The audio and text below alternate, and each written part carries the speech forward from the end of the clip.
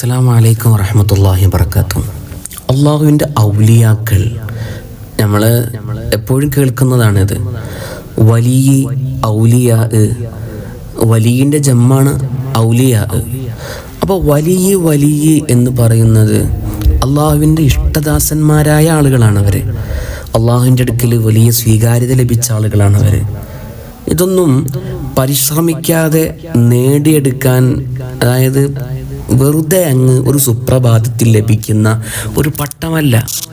അപ്പോൾ ഔലിയാക്കൾ എന്ന് പറഞ്ഞാൽ അവർ നിസ്കരിക്കാത്ത ആളുകൾ, എത്രയോ ആൾക്കാർ ഔലിയാക്കളായിട്ടൊക്കെ നമ്മൾ പലരെയും എന്തെയിലുണ്ട്, ഗണിക്കലുണ്ട്. അപ്പോൾ ഞാൻ പറഞ്ഞു വരുന്നത്, ആരാണ് വലിയ? ഇതിനക്ക് യഥാർത്ഥത്തിൽ ഒരുപാട് വിശദീകരണങ്ങളുണ്ട്.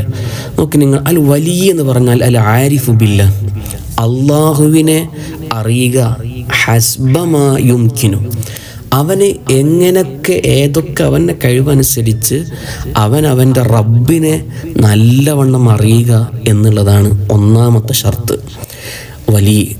രണ്ടാമത് പറയുന്നു അൽ മുവാലിബു അനി ത്വാഅത്ത്, അവന് ത്വാഅത്തിനോട് അല്ലാഹു സുബ്ഹാനഹു വ തആലാക്ക് ഇബാദത്ത് ചെയ്യുന്ന വിഷയത്തിൽ, ആരാധന നടത്തുന്ന വിഷയത്തിൽ അവന് മുവാലിബായിരിക്കും, എപ്പോഴും അതിൽ ജാഗരൂകരായിരിക്കും. ഒരു സുന്നത്ത് പോലും അവൻ ഒഴിവാക്കൂല. അത്രയും സൂക്ഷ്മതയിൽ ഇബാദത്തിൻ്റെ വിഷയത്തിൽ അത്രയും കണിശമായിരിക്കും അവന്. സുന്നത്ത് നോമ്പും സുന്നത്ത് നിസ്കാരവും അതുപോലെ കറാഹത്ത് ചെയ്യാതെ, ഇങ്ങനെ സൂക്ഷ്മതയിൽ, ശുബഹത്തിൻ്റെ ഭക്ഷണം പോലും കഴിക്കാതെ ഇത്രയും സൂക്ഷ്മതയിൽ ജീവിക്കുന്ന ഒരു രീതി ഉണ്ടായിരിക്കും. മാത്രമല്ല അൽ മുജ്തനിബു അനിൽ മആസി, എല്ലാ തെറ്റുകളിൽ നിന്നും മാറി നിൽക്കുന്ന ഒരാളായിരിക്കും. തെറ്റ് ചെയ്യൂ, ജീവിതത്തിൽ തെറ്റുണ്ടാകൂല, അങ്ങനെ സംഭവിക്കൂല എന്ന് പറഞ്ഞാൽ തെറ്റ് എവിടെയൊക്കെ വരാൻ സാധ്യതയുണ്ടോ ആ സാധ്യതയുള്ള മേഖലയിൽ നിന്ന് അവിടുന്ന് മാറി നിൽക്കും, അങ്ങനെയുള്ളൊരു വ്യക്തി. അത് മാത്രമല്ല അൽ മുഅരിദു അനിൽ ഇൻഹിമാക്കി ഫിൽ ലദാത്തി വശഹവാത്ത് എന്ന് പറഞ്ഞാൽ അവൻ്റെ ദുനിയാവിൻ്റെ ഷഹവാത്തുകൾ, രസങ്ങൾ, ഇത് അവൻ്റെ അള്ളാഹുമായിട്ടുള്ള ബന്ധത്തിൽ നിന്ന് ബന്ധത്തെ മുറിക്കുന്ന ഇത്തരത്തിലുള്ള ദുനിയാവിൻ്റെ ആഡംബരങ്ങളെ തൊട്ടൊക്കെ അവൻ്റെ കൽബ് മാറിയിട്ടുണ്ടാകും.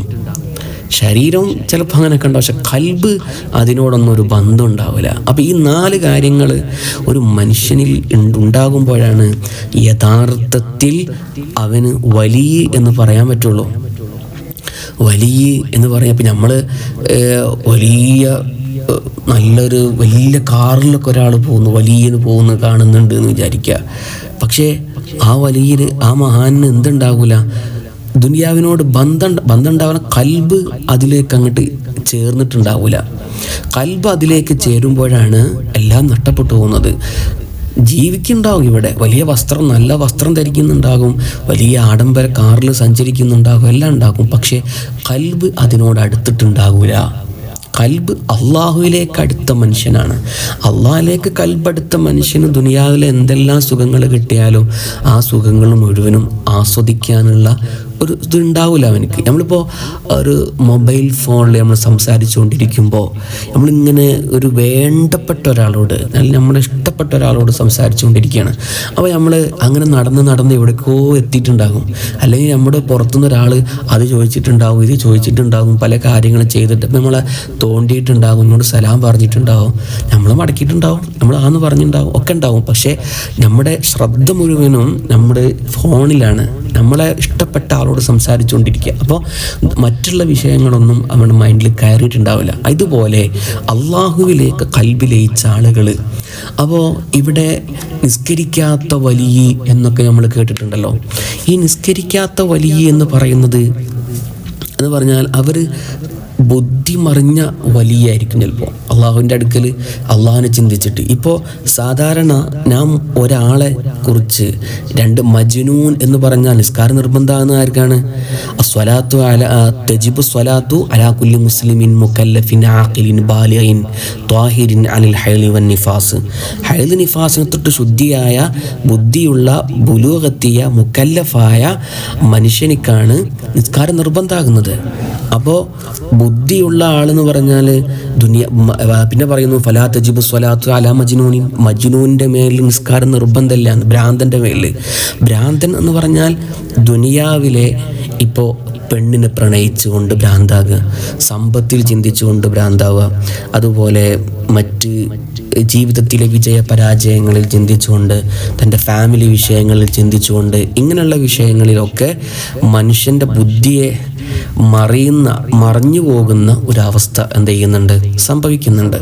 അപ്പോൾ ഇവിടെ ഈ മനുഷ്യൻ ഇവന് മജ്നൂനാണ്, ഭ്രാന്തനാണ്. അപ്പോൾ അവനക്കൊരിക്കലും എന്തില്ല, നിസ്കാരം നിർബന്ധമില്ല എന്നാണ്.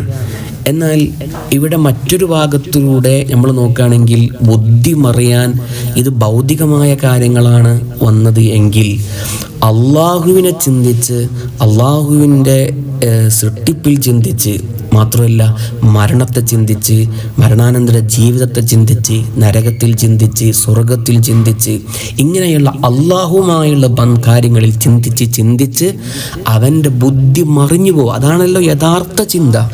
ഏറ്റവും നല്ല ചിന്തയും അതാണല്ലോ.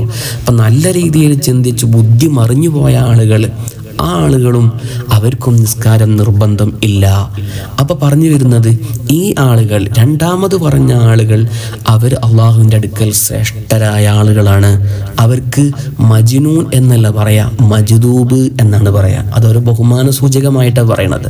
അപ്പോൾ അള്ളാഹുവിൻ്റെ ഔലിയാക്കളെ കൂട്ടത്തിൽ ആ രീതിയിൽ എന്തുണ്ട്, ആളുകളുണ്ട്. അപ്പോൾ നിസ്കരിക്കാത്ത വലി എന്ന് പറഞ്ഞാൽ ഇങ്ങനെയുള്ള ആളുകളാണ്. അപ്പം അതുകൊണ്ട് ആ വലിയായതുകൊണ്ട് നിസ്കരിക്കാതിരിക്കുക എന്നുള്ളത് അതൊരിക്കലും ഉണ്ടാവാൻ പറ്റൂല. നിസ്കാരം കാര്യങ്ങളും അതൊക്കെ നിർബന്ധം തന്നെയാണ്. അള്ളാഹു സ്വീകരിക്കുമാറാവട്ടെ. അസ്സലാമു അലൈക്കും വറഹ്മത്തുള്ളാഹി വബറകാതുഹു.